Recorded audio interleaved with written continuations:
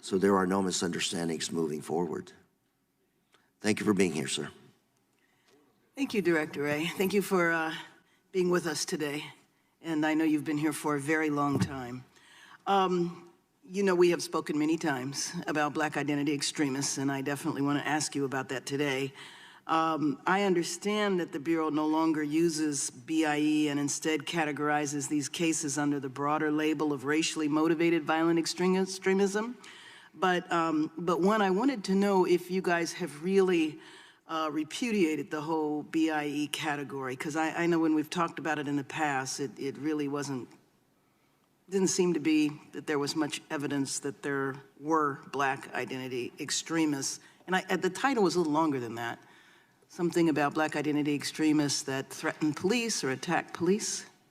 So tell me what's different. So I found our conversations before to be, very constructive and very valuable. And we also engaged not just with you and your colleagues, but also with Noble, with whom we have a great relationship and are working more closely than ever. Good. We have, as you mentioned, changed our terminology as part of a broader reorganization of the way in which we categorize our domestic terrorism efforts. So we took a whole bunch of categories, not just the one that you mentioned, but a number of others, and consolidated it down to really 4 buckets. And the reason for that is what are the 4 buckets? What's that? What are the 4 buckets? There's racially motivated violent extremism, which is any kind of violent extremism that's driven with a kind of racial intent of one sort or another, no matter which direction. There is anarchism/government extremism. I may not have the label right, but that covers kind of variety of everything, sort of certain kinds of militia stuff all the way over to kind of more of the anarchist, maybe sort of Antifa-like kind of methodology. There is abortion violent extremism, people on either side of that issue who commit violence on behalf of different views on that topic. People on either side of that issue don't commit violence. Well, we've actually had a variety of kinds of violence under that, you believe it or not. But really, at the end of the day, and then the last one has to do with animal rights and environmental extremism. What's that? Those are the 4? Those are the 4. And the point is, we wanted to underscore what I told you earlier, but we wanted to make it even more clear that at the end of the day, for us, it's not about the ideology, it's about the violence. That's where we weigh in. It's not that the ideology isn't important for us as Americans, but we only investigate violence and the crimes that go with the violence. But so under the racially motivated violent extremism, how many African American or Black groups are considered under there?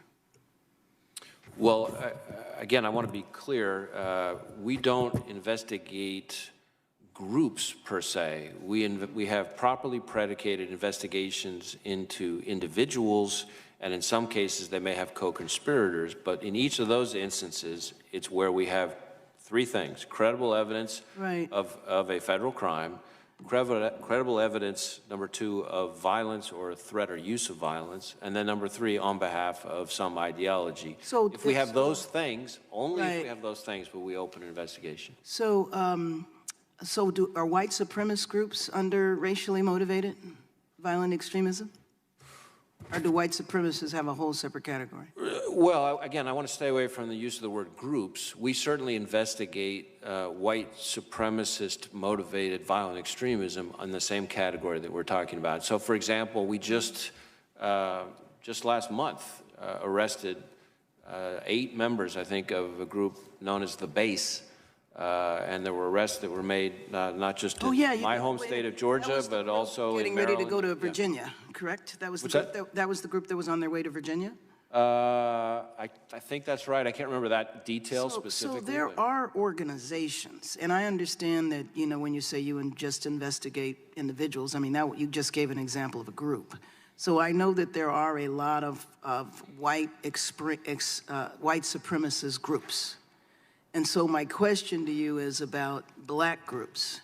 And so I don't know, maybe they're Black individuals, but under the category of Black identity extremism, formally, there were organizations such as the one in Texas and the individual in Texas that was arrested. He was incarcerated for a while, and then after being incarcerated and going on trial, he was released. He had activity on a website, and he also had literature when he was arrested. Are you familiar with the case that I'm talking about? We've talked about it before. I think so, yeah.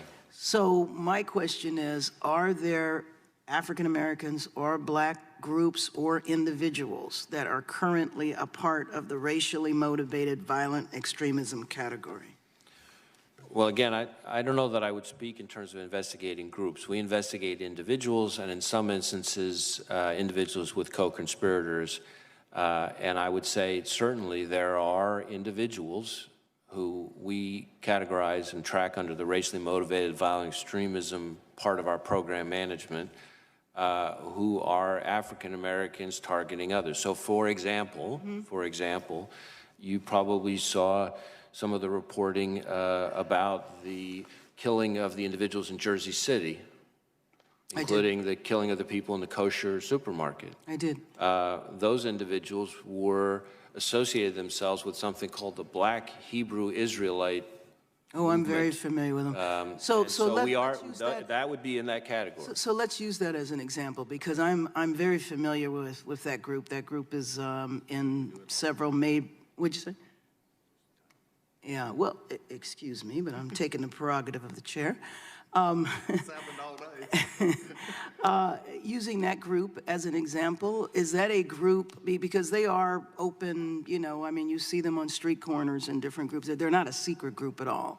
Is that group part of the racially motivated extremism? The group. I understand the act that took place. I understand the individuals, and it's not clear their level of association. What I would say to you on that is that we have some investigations into individuals who associate themselves with that movement. Beyond those two people? Yes. Okay. And Director Ray, documents published in